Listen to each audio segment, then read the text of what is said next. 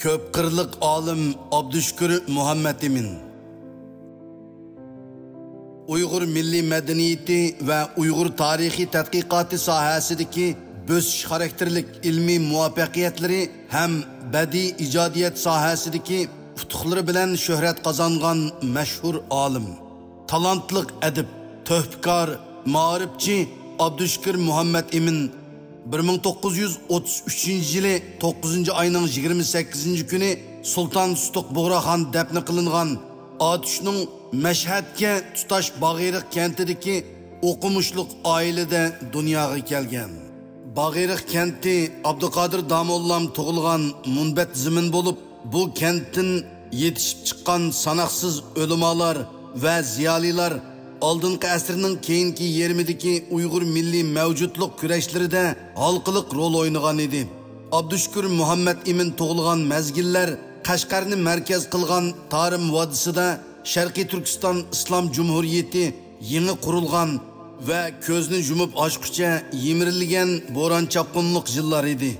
U Bağırıq kentide dastlabki dinni terbiyeni alğandan keyin 1944 yılgacha Atuş'ta başlangıç mektebini bitirip 1945 yıldan 1950 yılgacha Nazarbağ'daki Qashqar Darül Mualliminning toluqsiz ve toluq o'ttir mektep sınıfıda 5 yıl okugan.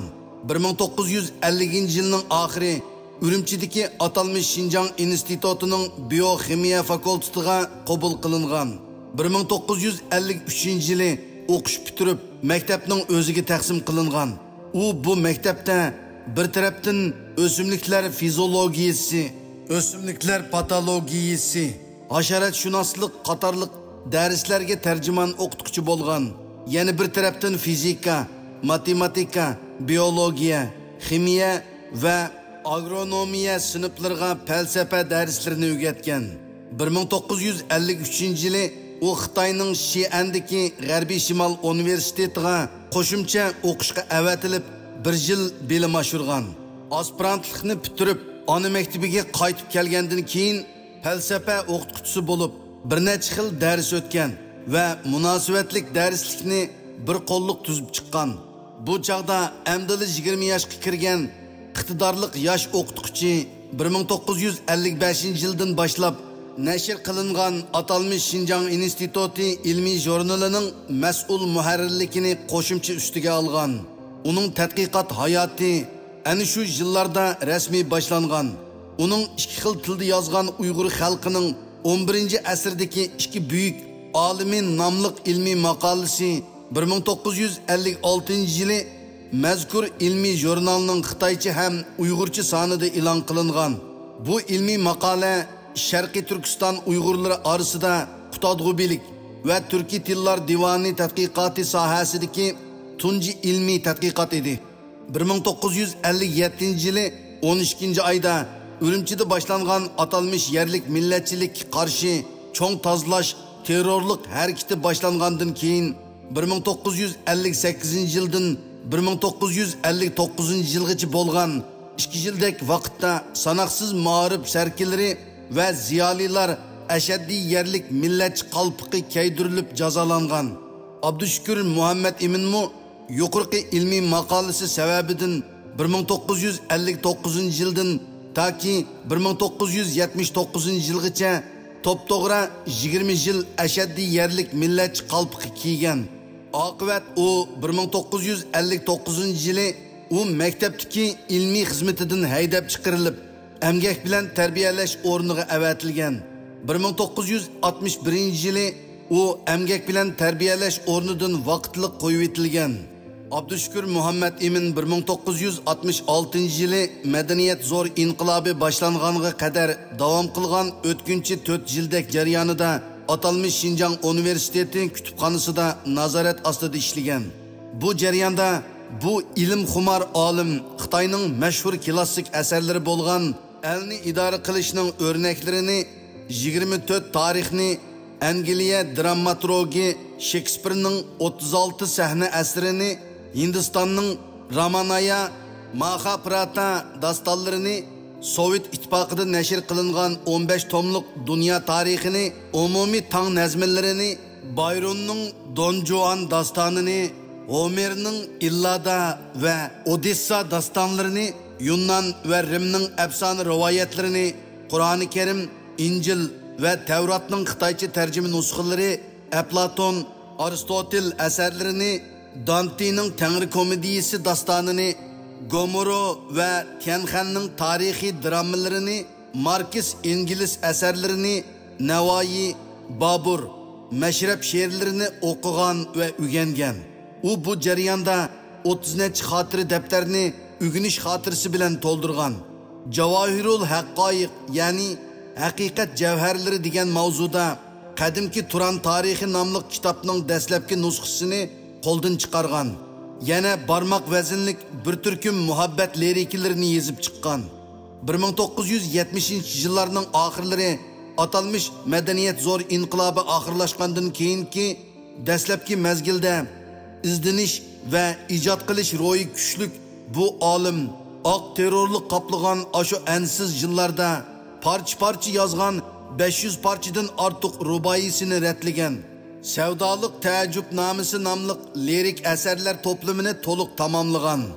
1978-yili kuzdagi siyosiy o'zgarishdan keyin Abdushukur Muhammad Iminmu siyosiy jihatda nahaq ziyonkashlikka uchirgan ham xato sazoyi qilingan degan xulosa bilan oqlangan va 1980-yili u adabiyot fakultetiga yo'tkilib umumiy statistika darsini yangidan ta'sis qilib o'tishga kirishgan.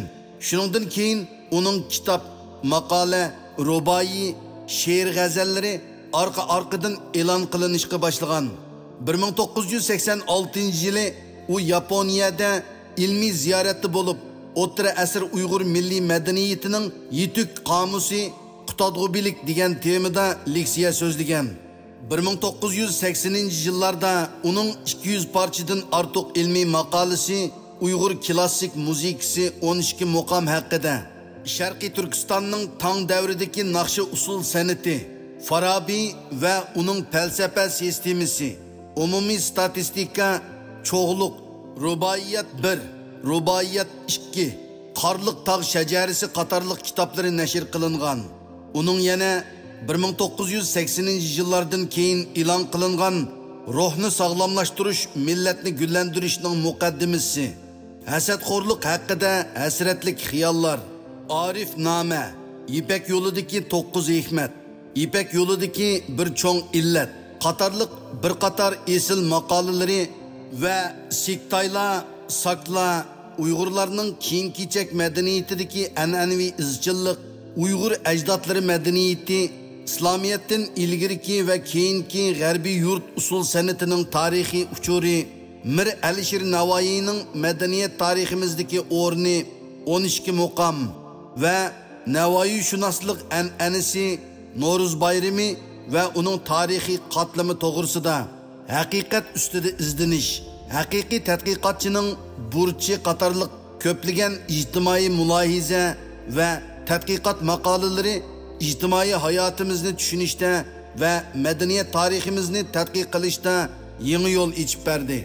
Haqiqatanmi bu munavvar olimning ashu yillarda yozgan va tuzatgan Uyg'ur falsafa tarixi, G'arbiy yurt toshkemir san'ati, qutadg'ubilik xazinasi, Uyg'ur muqam xazinasi, savdoliq taajjubnomasi qatorliq katta asarlari uning vafotidan keyin bir-birlab nashr qilindi. Balasag'unning o'rni masalasi haqida, Ipak yo'lida qayta o'ylanish, So'g'diylar va uning etnik varislari to'g'risida, Chin va Machinning jug'rafiyalik hukm doirasi qatorliq necha 10 parcha ilmiy maqolasimi gazet jurnallarda e'lon qilindi.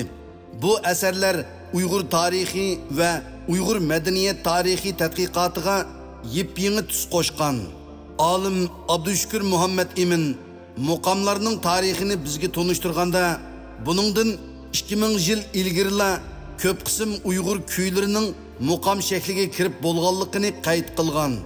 Olim Abdushukur Muhammad Imin 1990-yillarda Uyg'urlarda islom madaniyati nomli bir yurish o'zgacha asarlarni yozib chiqqan. Orqadanla atalmış medeniyet inqilobi mezgilida yezishni boshlagan 6 tomliq Turan tarixi nomli asrini jiddiy yezishga boshlagan. U bu asarning 2 tomining dastlabki bo'limlarini yezayotganda 1995-yili 27 fevral kechda ziqqa kesili qo'zg'alib ketib, yeziqchilik ustida jon uzgan.